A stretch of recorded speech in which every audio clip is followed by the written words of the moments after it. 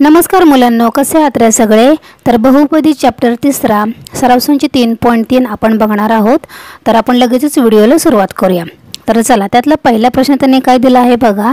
तर पुढील बहुपदींचे अवयव काढा। आता आपल्याला काय करायचं आहे, तर बहुपदींचे अवयव काढायचे। ठीक आहे, आता अवयव कसं करतात, काय करतात याची बेसिक माहिती तर तुम्हाला माहिती आहे, तरी पण 2-3 स्टेपमध्ये मी तुम्हाला थोडक्यात उदाहरण सोडवतानाच त्याच्या काय टिप्स असतील ते सांगते।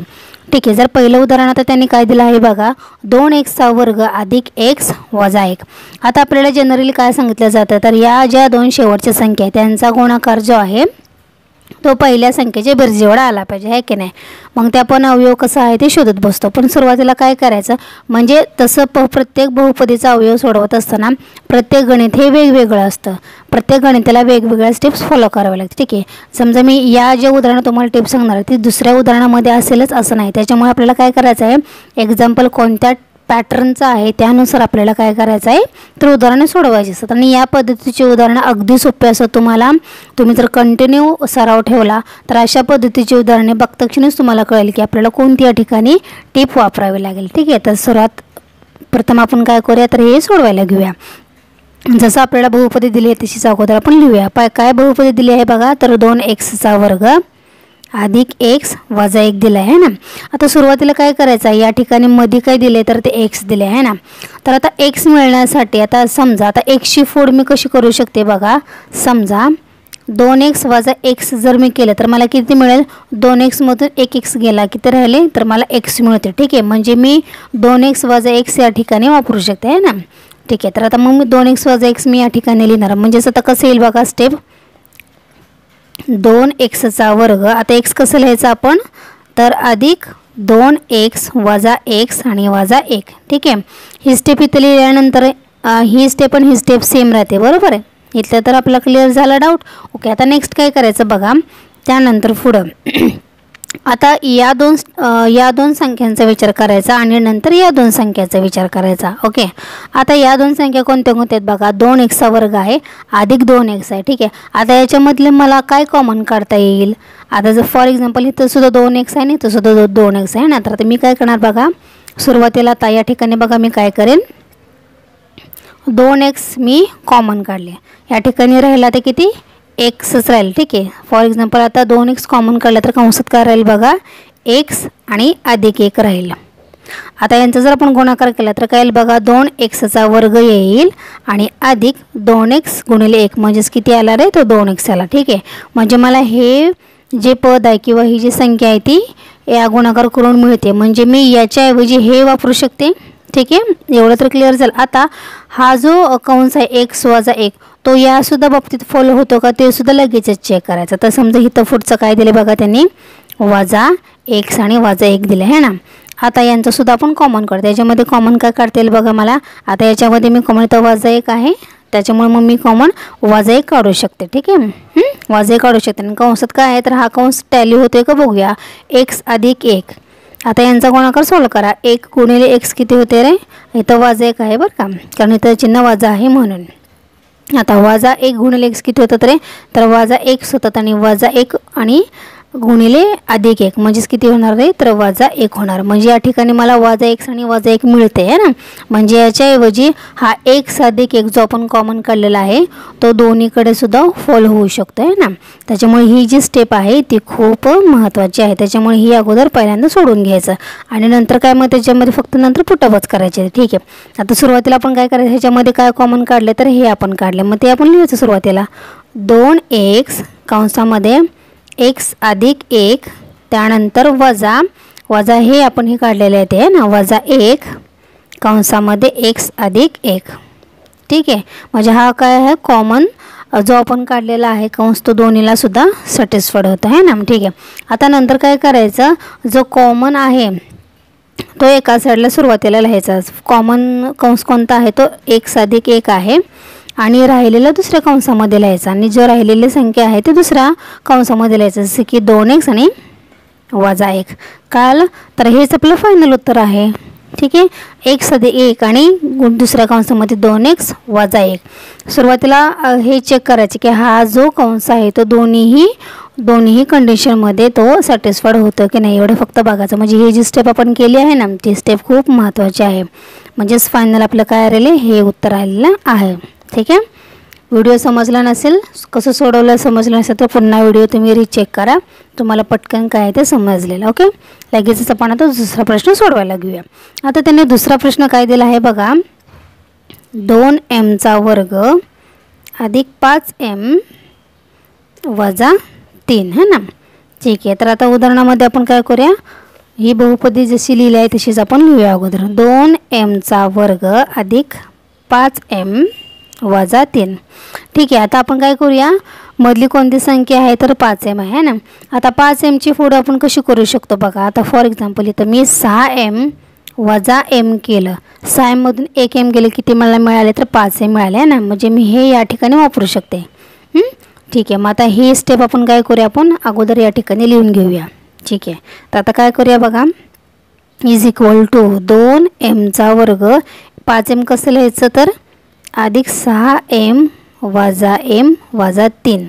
ठीक आहे. आता या पहिल्या दोन संख्या आणि नंतर या दोन संख्याचा आपण विचार करूया. आता या दोन संख्यामध्ये आपल्याला काय कॉमन काढू शकतो आपण, तर आपण आता याच्यामध्ये बघा 2m कॉमन काढू शकतो. म्हणजे फॉर एक्झाम्पल 2m, आता कंसात काय राहिलं बघा, m राहिला है ना, कंसात राहिला m आणि अधिक 3.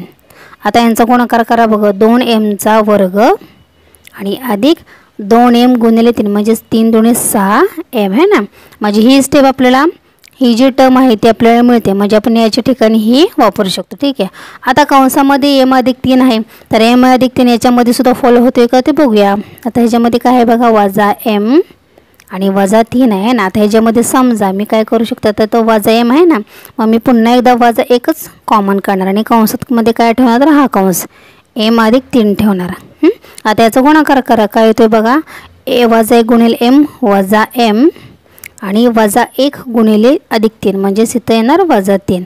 म्हणजे वजा m आणि वजा 3 इथं आहे बघा, वजा m वजा 3 म्हणजे m अधिक 3 हे दोन्हीही कंस या दोन्हीही टर्मसाठी सॅटिस्फाईड होते. ठीक आहे.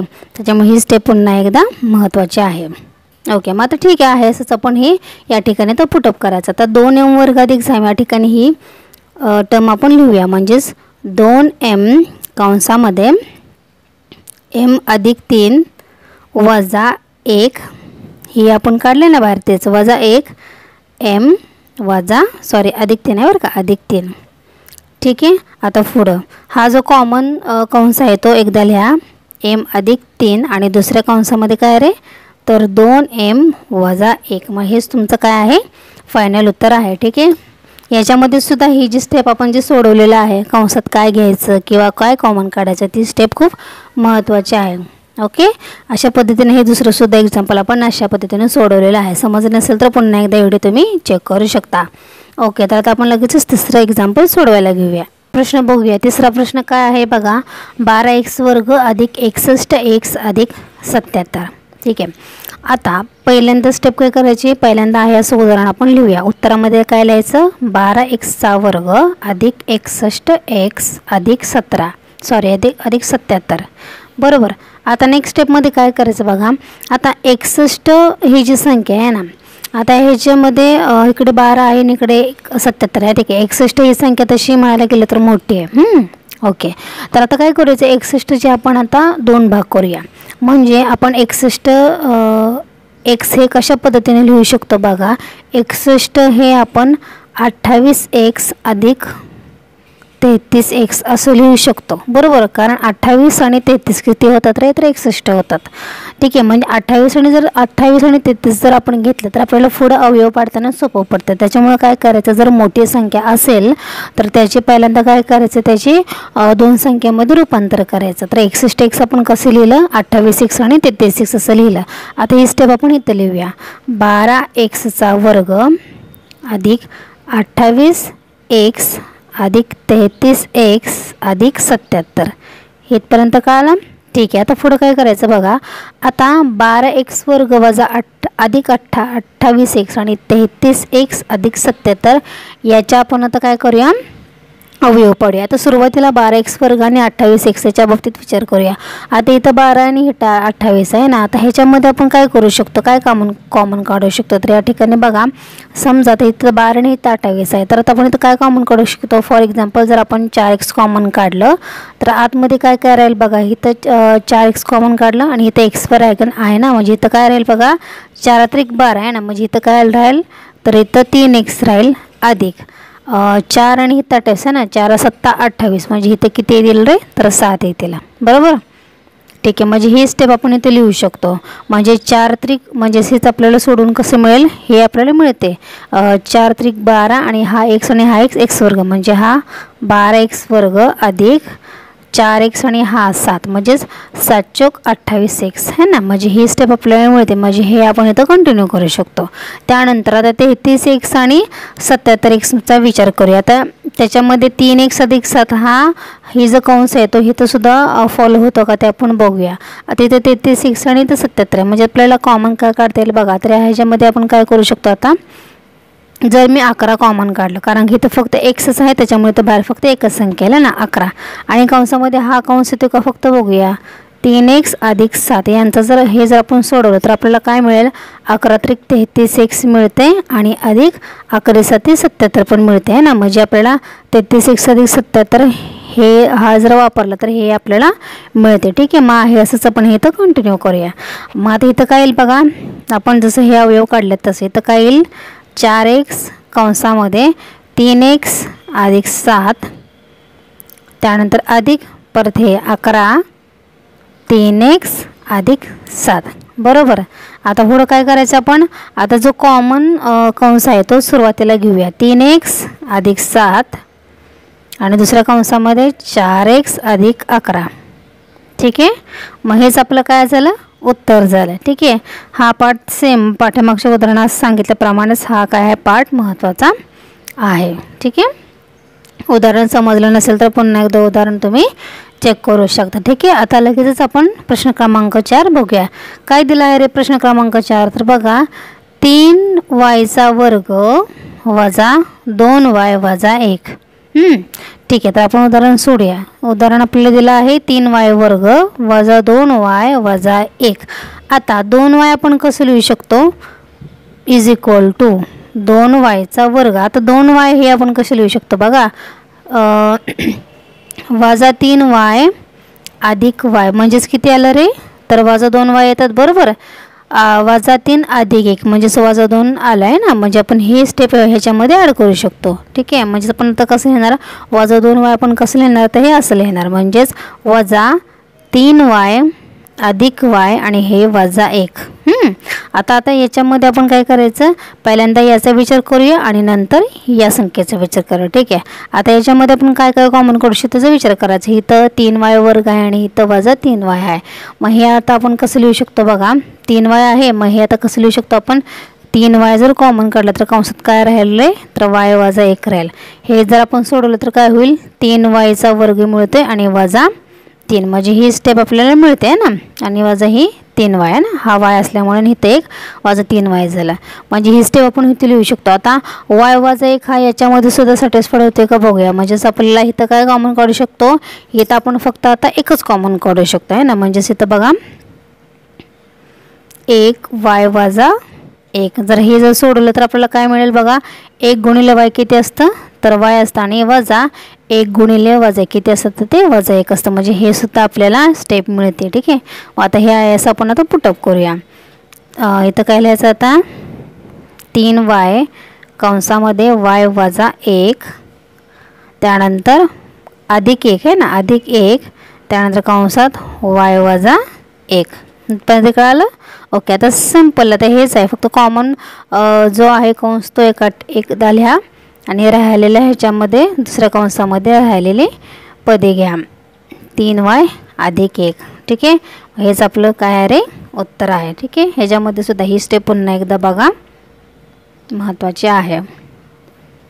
ठीक आहे. आता चौथा प्रश्न झाला. आता आपण बघूया पाचवा प्रश्न त्यांनी काय दिला आहे. तो पाचवा प्रश्न त्यांनी काय दिला आहे बघा, वर्गमुळात 3x वर्ग अधिक 4x अधिक वर्गमुळात 3. ठीक आहे. आता वर्गमुळात 3 असल्यामुळे एवढं काय अवघड असं नाही आहे. जसं आपण वरचं सोडवलं आहे तसंच हे पण सोडवायचं. आता याच्यामध्ये काय करायचं, हे जे उदाहरण दिलं आहे ते पहिल्या स्टेपमध्ये आहे असं आपण लिहिलं. आता 4xच्या बाबतीत विचार करायचा. तर आपण 4x कसं लिहू शकतो बघा, वर्गमुळात 3x वर्ग. आता आपण 4x कशा पद्धतीने लिहू शकतो, अधिक 3x अधिक x. 3x आणि अधिक x म्हणजेच किती होतात तर 4x होतात बरोबर. त्याच्यामुळे 3x आणि x वापरून आपण याच्याऐवजी 4x ऐवजी हे लिहू शकतो आहे ना. 4x ऐवजी आपण काय लिहिलं, 3x अधिक x लिहिला आणि अधिक वर्गमुळात 3 आहे असेच. आता याचा आपण विचार करायचा आणि याचा सुद्धा आता विचार करायचा. आता हे आपण याच्यामध्ये काय कॉमन काढू शकतो बघा. ठीक आहे. आता वर्गमुळात 3x वर्ग आणि 3x आहे.